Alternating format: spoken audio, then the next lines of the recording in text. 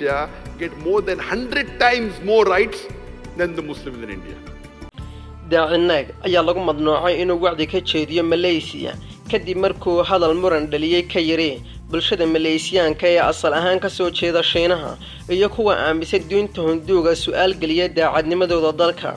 madnuucitaanka ayaa lagu dhawaaqay 20 Agoosto maalin kadib markii naag 10 saacadood su'aal lagu weydiinay xarunta ugu weyn ee booliska ee Malaysia. waa markii labaad ee su'aal laga weydiiyo daaci naag khudbadii uu jeediyay 8 bisha Agost markaas oo uu su'aal geliyay daacadnimada dadka Malaysiyaanka ah ee aaminsan diinta Hinduuga iyo waliba dadka Malaysia u dhashay asal ahaan ka soo jeeda Shiinaha kuwaas oo ku tilmaamay inay ku yihiin dalka marti. mas'uuliyiinta Malaysia ayaa sheegay in xayiraadda la saaray daaci naag ay dhaqan geliyeen iyadoo oo la eegayo maslaxadda ammaanka qaranka. amarkan ayaa la siiyay dhammaan mas'uuliyiinta booliska waxaana arrintaasi loo sameeyay maslaxadda ammaanka qaranka si loo sugo si wanaagsan oo wada noolaanshaha bulshada ku xidhan sida uu sheegay Amastawi Ahmed oo madax ka ah warfaafinta booliska. sidaasna waxa uu waramay warbaahinta Star ee ka soo baxay dalkaasi. daaci naag ayaa khudbadiisa kadib raaligelin ka bixiyay wuxuuna sheegay in khudbadiisa loo macneeyay si aan ahayn sida uu uga gol lahaa lama oga sida madnuucitaankan uu u sameyn doono deganaanshaha rasmiga ah ee uu ka leeyahay Malaysia. daaci naag ayaa ku dhashay Mumbai, Hindiya bishii Agoosto 1965 wuxuuna ahaa dhakhtar kadibna waxa uu go'ay dacwadda isagoo aasaasay hay'adda Islaamka ee Rich Foundation sanadkii 1991 waxaana aad loogu yaqaanaa inuu telefishin ka sii daayo wacdiyo diiniya isla markaana hay'adaha uu aasaasay ee magaceeda loo yaqaano IRF iyada ayaana maamusha telefishinka BCTV kaasoo sii daaya wacdiyo ay soo jeediyaan culimada caanka ka ah dunida.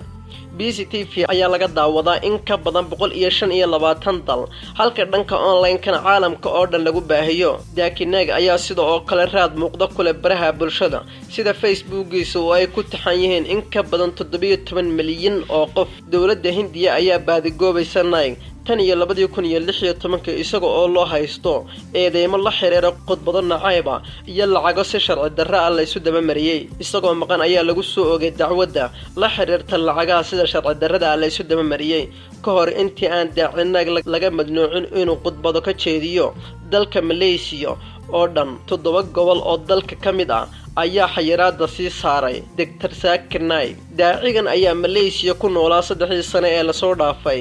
Hindiya ayaa dhowr jeer dalbatay in loo gacan geliyo balse Malaysia ayaa difaacday deganaanshaha uu dalkooda ka haysto waxayna ay sheegtay inuusan maxkamadeyn cadaalad ka helayn dalka Hindiya. 8 bishii Agost ayuu Dr. Zakir Naik khudbad ka jeediyay gobolka Kelantan ee dalka Malaysia. arrintaasi ayaa dareen qowmiyadeed ka dhalisay dalkaasi. Naik ayaa yiri dadka reer Malaysia ee aaminsan diinta Hinduuga waxa ay ra'iisul wasaaraha dalkooda Mahathir Mohamad uga daacadnimo badan yihiin ra'iisul wasaaraha Hindiya Narendra Modi. qiyaas ahaan dadka reer Malaysia ee aaminsan diinta Hinduuga ayaa bulshada ka ah 6%. bulshada asal ahaan Shiinaha ka soo jeeda ee dalka Malaysia u dhalatay ayaa iyana 20% ka ah dalka wuxuuna ku tilmaamay inay marti ku yihiin dalkooda. kadib markii xayiraadda lagu soo rogay Dr. Zakir Naik ayuu soo saaray warar qoraal ah oo uu raaligelin uga bixinaya hadalkiisii hore wuxuuna sheegay in si kale loo macneeyay. sida aad la socotaan maalmihii ugu dambeeyay waxaa lagu eedeynayay in aan cunsurinimo ka abuuray dalka. dadka ay dhaliishana waxay isticmaalayeen eriyo si gaar ah loo soo xushay oo macnihiisa ay xambaarsanaayeen laga wacyigeliyay isla markaasna waxyaabo aan jirin lagu soo daray. maanta ayaan booliska u cadeeyay meesha aan arrintaasi ka taaganahay waxaana ay murugo geliyay in arrintaasi oo dhan ay sababtay in dadka aan mas'uuliyiinta ahayn ay u qaataan inaan cunsuri ahay. cunsurinimadu waa camal shaydaan aad ayaan uga soo horjeedaa sida quraankaba ku qoran waxayna arrintaasi lid ku tahay wax kasta oo aan taaganahay ka daaci muslim ahaan ayuu intaasi ku sii daray Dr. Zakir Naik. Mahathir Mohamad oo hore u difaacay deganaanshaha Naik ayaa taageeray xayiraadda la saaray wuxuuna sheegay in Naik uu ka talaabay qadkii uuna u wareegay arrimo siyaasadeed. marka hore ma ogi cidda siisay deganaanshaha balse haddaad haysato deganaanshaha rasmi ah kama qayb qaadan kartid siyaasadda.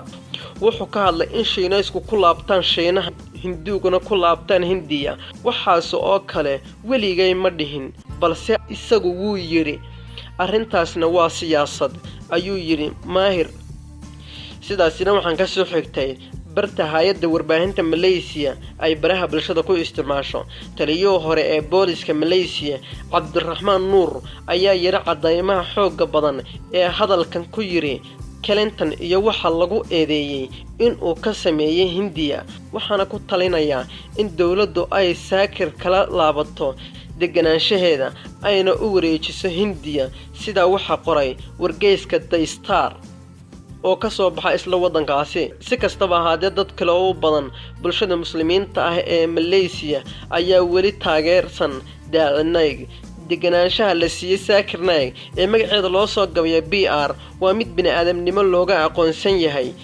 adduunka iyo dalalka ilbaxa ah in magangelyo la siiyo waana arrin ay damaanad qaadayso islaamnimada mar haddii qofku uu halis wajahayo xataa dadka aan muslimiinta ahayn ayaana arrintaasi loo sameeyay ayuu yiri Cabdullah Hadi Awaag oo ah madaxweynaha xisbiga Pan Malaysian Islamic Party aqoonta durugsan ee uu leeyahay isbarbardhigga diimaha iyo awoodda heerka sare ee uu leeyahay inuu u ololeeyo wadaniyada islaamka ayaa horseeday in ay dacwado ku soo oogaan kuwa aan awoodin in ay si kale u hor istaagaan ayuu yiri Mufti Wan Islamic Maxamed Noor sida ay ku warantay warbaahinta Britain Hiran oo isla dalkaasi iyadana laga leeyahay